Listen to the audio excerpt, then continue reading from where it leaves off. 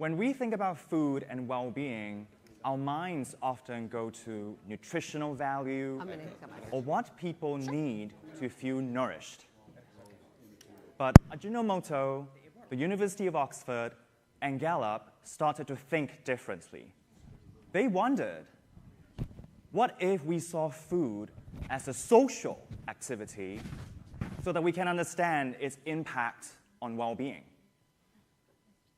This is groundbreaking work. It's also the basis of Chapter 3 of this year's World Happiness Report. I'm really keen to dig into this topic further because most of us eat several meals a day, so there are many opportunities for us to be building and maintaining social bonds with each other. Let me introduce myself. My name is Alden. I'm a board member at the Wellbeing for Planet Earth Foundation and also an assistant professor at NYU. I would like to introduce Chika Morishima, Vice President of Sustainability and Communications at Ajinomoto. So for those of you who might not be familiar with Ajinomoto as a company, they are a pioneer in amino acid technology that's been used across many industries, including agriculture, healthcare, and semiconductors. And they started as the world's first umami food seasoning company in Japan more than 110 years ago. So if you've ever wondered how the word umami entered the modern lexicon, it's because of Ajinomoto. Next, I would like to introduce Jan-Emmanuel Neve, Professor and Director of the Wellbeing Research Center at the University of Oxford. I think Oxford needs no introduction. And we have Shiori on stage, who's acting as interpreter for Chika. So let's get started. Chika and Jan, first of all, I would really like to congratulate you and your colleagues for putting together this excellent chapter and the groundbreaking work. And my first question will be for Chika. Why is Ajinomoto interested in the relationship between food and well-being, which is, we never quite think about that oftentimes to begin with? Yeah, thank you. Our contention is well-being is not only shaped by what people eat, but also how people eat. While the relationship between food, nutrition, and physical well-being is well researched and understood, there has been less exploration of the connection between how people prepare and consume food and their sense of well-being. Over the years, we have been deeply curious about the relationship between food and subjective well-being. This led us to suppose the Gallup World Poll, which created an opportunity to contribute to this year's World Happiness Report. Thank you, Chika. I will next turn to Jan. Jan, can you tell us can you highlight for us some of the findings from this research around food and well-being? Thank you, Alden. Thank you, and wonderful to be here. Yes, and let me backtrack a little bit by saying that for the past 13 years, the World Happiness Report has always emphasized the social elements that underpin our human well-being and the way that people rate the quality of their lives, and as measured thanks to the Gallup World Poll. So we've always looked beyond the usual suspects of income, GDP per capita, the way it's distributed, and healthy life expectancies. And you will have noticed that social support plays such an important role.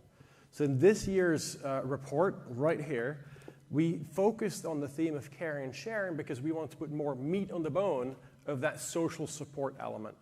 And in no small part, the whole theme of this year's report was inspired by coming across a survey item in the Ajinomoto module that was part of the Gallup World Poll now 2 years ago. And the specific item that had a real light bulb go off in our heads amongst the academics was an item that was asked, over the past week, how many of your lunches were shared with somebody else? And over the past week, how many of your dinners were shared with somebody else? And that seemingly basic question, so close to home, immediately flashed in our heads, wait a second, This is a way of quasi-objectively measuring the strength of people's social ties, their social capital, if you will, and the social support they can rely on as a result. And lo and behold, when we started digging into this wonderful item on the Ajinomoto module on the world poll, huge variation around the world. There's countries out there where out of a possible 14, so 7 lunches, 7 dinners shared, only about 3 or 4 are shared with others. And there's countries out there, and Latin America as the region with the most of those, where the average is more like 11 or 12 out of 14 being shared. So you're starting to get a hint also why the Latin American countries, and specifically Mexico and Costa Rica, are moving up. They might not, they're punching above their weight in terms of happiness, not because of GDP or because of healthy life expectancy, but because of the social ties and the quality of them that they have. Now, that was a general population well-being level insight. But if we look at the individual level around the world, just how powerful is this indicator for our social lives and driving well-being? That's where the real surprise came for the academic team, because we knew social support and social connections were important. We didn't know just how important they were. If you look at all individuals in the world poll responding to this question and you tie it to their well-being, turns out their correlation is as strong as our employment status and our relative income, which, by the way, is more important than absolute income in explaining life satisfaction. So hugely, hugely important, and huge variations between people and countries, and this helps explain differences in population well-being. The relationship is strong for everybody between sharing meals and well-being. It is particularly strong for youth, as it turns out. So if you slice and dice it by generations, the coefficient is stronger for people below 30. And this is where the following insights became very disturbing. In the United States, we benefit from the American Time Use Survey, where they have a similar item running for 20 years. It's the one country that allowed us to dig a bit deeper and do a deep dive. And what we found there was, sit tight, there's been a 53% increase in dining alone in the United States over the past 2 decades, since 2003 to be precise. Even worse, if you slice and dice it by age groups, there's a 1.8, so 180% increase, almost a doubling of dining alone for people below 30. And that has been picking up gradually, but steadily and increasingly so in the last 5-6 years. So youth today in America are way more likely to be spending their lunches and dinners alone, and that's really, really disconcerting. You may recognize this kind of language from a famous book by Robert Putnam that some of you will be familiar with. He wrote in the early 2000s a book that became known as Bowling Alone. I think what we found, thanks to the Ajinomoto module and the Gallup World Poll, is essentially the revisit of Putnam's famous Bowling Alone, which was published, I think, in 2003. What we're seeing here is essentially the dining alone version, more data, more granular, and the trends that he started raising alarm bells about around the undermining and of our social capital in our societies, those trends have only gotten worse since. And so I'm sorry to have to finish on this negative note. Hopefully there will be positive lessons to be learned, and we'll talk about this in a second. But the reality is that in this era of social isolation that we're increasingly in, which is a driver of political polarization, that it is now absolutely essential to try and get people back around the table together, because that is vital for our individual and collective well-being. Thank you, Jan. So now that we know the importance of shared meals, but also at the same time we're observing worrying trends in some countries in terms of like youth dining alone, Chika, how are these findings informing how you folks are thinking and acting as a company?